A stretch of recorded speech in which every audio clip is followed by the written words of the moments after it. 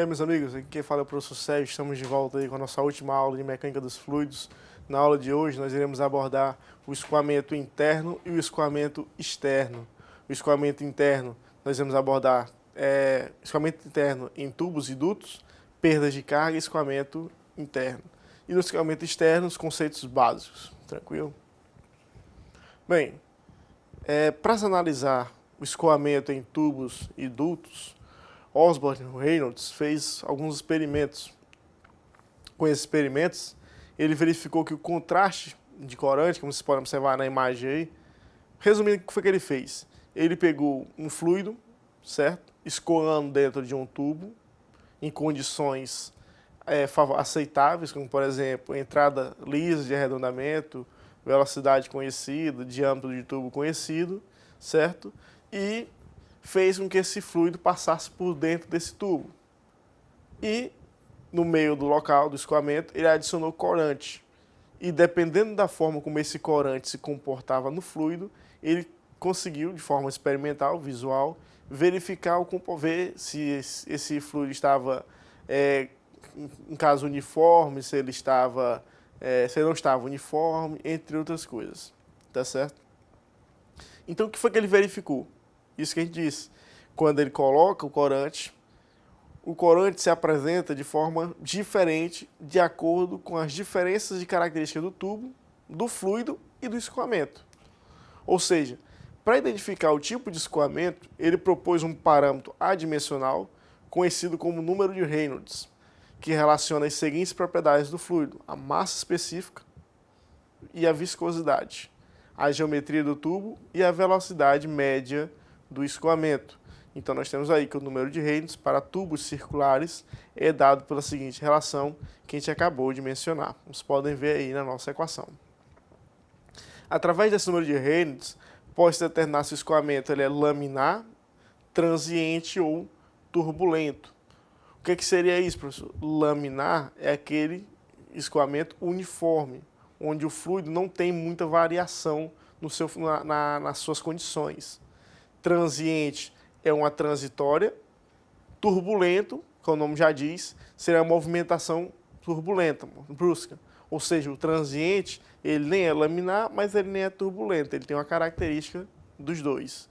Então, de acordo com o número de Reynolds que a gente pode ter, se eu tenho que esse número ele é menor do que entre 2.100 a 2.300, o escoamento é laminar. Se ele é maior de 4.000, então ele é turbulento. E o intermédio desses dois ele vai ser transiente. Aí nós temos na nossa imagem um exemplo aí de como é que seria cada um desses tipos de escoamento. Nosso primeiro é o laminar, transiente, e o nosso turbulento. No escoamento de um fluido, através de um tubo ou de um duto, o perfil de velocidade do escoamento na entrada do sistema é normalmente uniforme. O que é que isso quer dizer? Quer dizer que quando o fluido começa a passar por dentro desse tubo, inicialmente o seu perfil de velocidade ele é uniforme, ele é reto, mais ou menos por assim dizer, ele é uniforme. Ou seja, a velocidade ela vai estar constante, ela vai ser igual em todos os pontos, tá certo? Só que à medida que esse fluido avança na direção do escoamento, nós temos o efeito da viscosidade, que nós mencionamos na aula passada, que são percebidos pela aderência da camada de fluido superior na parede do tubo, aquele que também a gente mencionou na aula passada, não foi? A gente disse o quê? Que quando o fluido está passando, a gente pode imaginar um fluido como várias camadas de moléculas, certo? E a camada superior, ela adere, ela se junta no tubo, certo? E assim ela vai se contrapondo, ela vai se opondo à passagem, certo? Do fluido. E ao surgimento de tensões, cesariamento, né, nas camadas adjacentes, ou seja, uma camada ela trava com um tubo aqui em cima, a outra gera um cesariamento na camada de baixo, que gera na de baixo, e assim ela vai, como é que eu posso dizer, ela vai continuando através de todo o fluido, certo? Ela vai se prolongando dentro de todo o fluido. Então, essa camada do escoamento, que é influenciada por esse efeito da viscosidade, vai ser chamada de camada limite. Ou seja, a camada limite é aquela que vai estar diretamente em contato com o fluido. A gente pode ver na imagem aí como é que o perfil de velocidade se apresenta.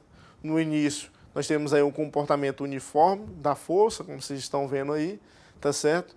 E ao longo nós temos um comportamento variável, que vai de um perfil, como eu disse, uniforme na entrada, até assumir um perfil parabólico, a partir do qual se diz que o escoamento está completamente desenvolvido. Você pode observar na imagem aí que na região de escoamento completamente desenvolvido, nós temos que o nosso perfil ele não muda mais, ele continua sendo um parabólico, sendo uma parábola. Já antes não. Perceba que antes ele vem de um perfil uniforme até se tornar essa parábola. Essa região da uniformidade até chegar no escoamento completamente desenvolvido, nós chamamos de região de entrada do escoamento. O comprimento dessa região de entrada ele vai depender do tipo de escoamento, se ele é laminar ou se ele é turbulento. E também pode ser determinado pelas equações de Reynolds. No caso, nós temos, por exemplo, que o comprimento de entrada, para ele ser um escoamento laminar, dividido pelo diâmetro, ele tem que ser igual a 0,05 vezes o número de Reynolds. Enquanto se ele é turbulento, ele tem que estar entre 10 e 60. Na análise de escoamentos internos em tubos ou em dutos, é comum que se decida determinar a perda de carga que a tubulação impõe no sistema fluido, ou seja, a perda que ele vai ter em relação à sua velocidade e à sua facilidade de escoamento. Essa perda de carga ela vai ser oriunda dos efeitos da viscosidade do fluido e pode ser determinado contabilizando, por exemplo, os efeitos localizados e os efeitos viscosos, ou seja, aqueles que vão ser impostos pela tubulação linear, certo? Assim, então, a nossa perda de carga total do sistema vai ser dada por quem? A perda localizada e a perda linear. Perda localizada vai ser em pontos, o nome já diz, em determinados pontos, e a perda linear vai ser no comprimento dessa minha tubulação. Essa perda de carga normal, ou linear, como a gente pode chamar, ela vai ocorrer em função do efeito viscoso, ou seja, em função da viscosidade do escoamento. E ela vai depender de fatores como velocidade do escoamento, geometria da tubulação, comprimento e diâmetro, rugosidade da parede da tubulação e das propriedades de viscosidade e massa específica do fluido, tá certo? De forma algébrica, a gente pode contabilizar que essas perdas lineares utilizando a equação de Darcy-Weisbach. Nós temos aí que nossa perda linear vai ser quem? Vai ser o fator de atrito multiplicado pela divisão entre o comprimento linear da tubulação vezes a velocidade ao quadrado, velocidade média ao quadrado, dividido pelo diâmetro da tubulação e duas vezes a gravidade. Esse fator de atrito ele é um parâmetro adimensional, que depende do número de Reynolds e da rugosidade relativa, onde a rugosidade relativa é a relação entre a rugosidade aparente, ou seja, que representa um fator característico da rugosidade da parede, e o diâmetro do tubo. Nós temos aí uma tabela onde vai mostrar para vocês a rugosidade aparente dos tubos que são mais utilizados e a equação que nos dá a rugosidade relativa.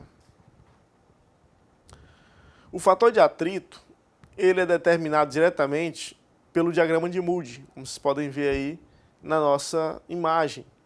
Só que tem uma pequena consideração, o que você pode observar pelo diagrama, até mesmo constatar isso no próprio diagrama, que se o fator de atrito para escoamentos laminares, ele independe da rugosidade. Então ela pode ser dada diretamente por essa equação, que é onde o fator de atrito vai ser 64 dividido pelo número de Reynolds.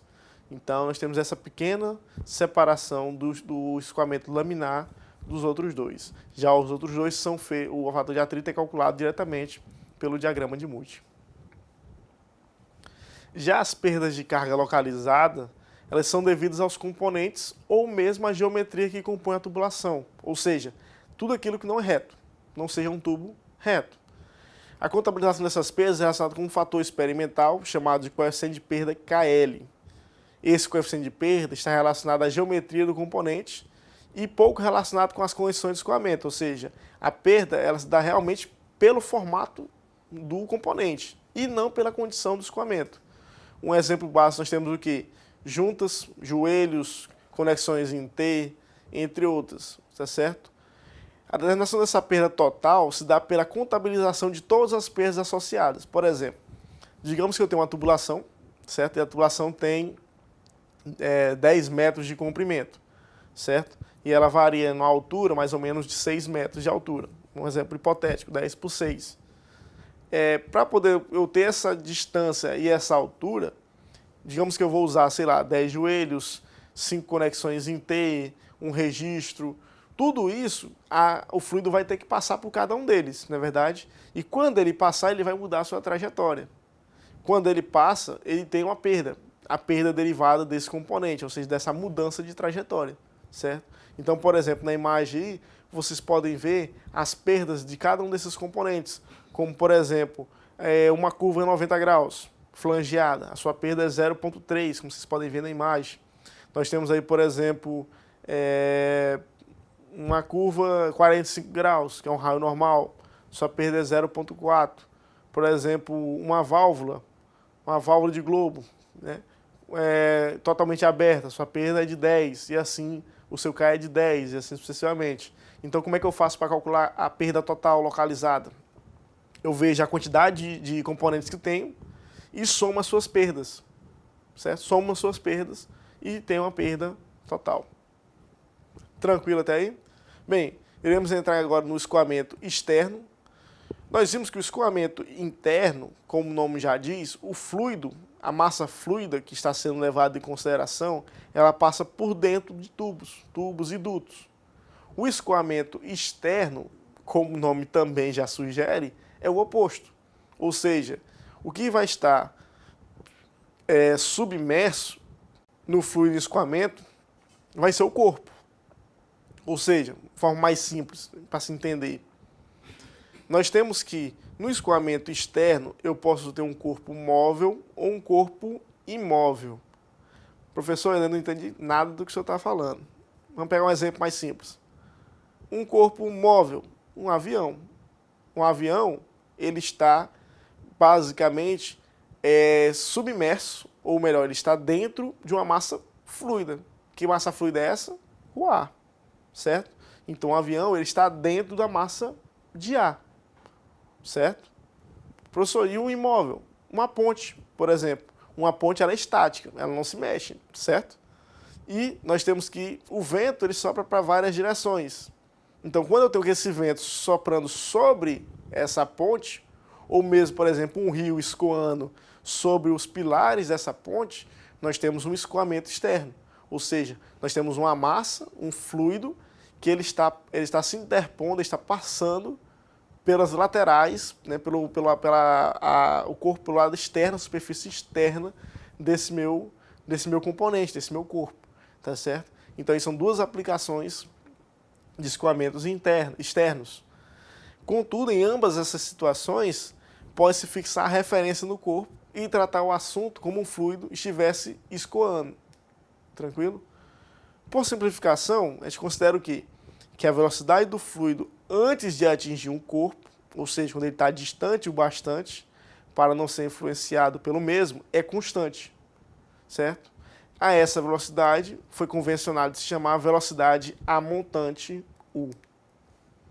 As forças que atuam sobre um corpo submerso, em um escoamento, elas são oriundas de interação do fluido com a superfície do corpo, ou seja, da tensão de cisalhamento produzida pela viscosidade do fluido e a tensão normal à superfície produzida pela pressão do escoamento sobre o corpo.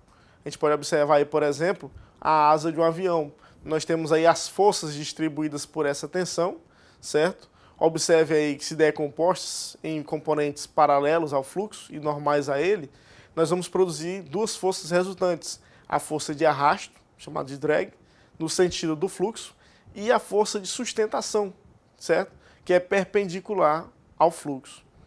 Vocês podem ver essa figura ao lado, que vai mostrar a velocidade amontante e as forças de arrasto e de sustentação num perfil aerodinâmico de asa de um avião. Tranquilo? Pois ficamos por aqui e até a próxima, pessoal.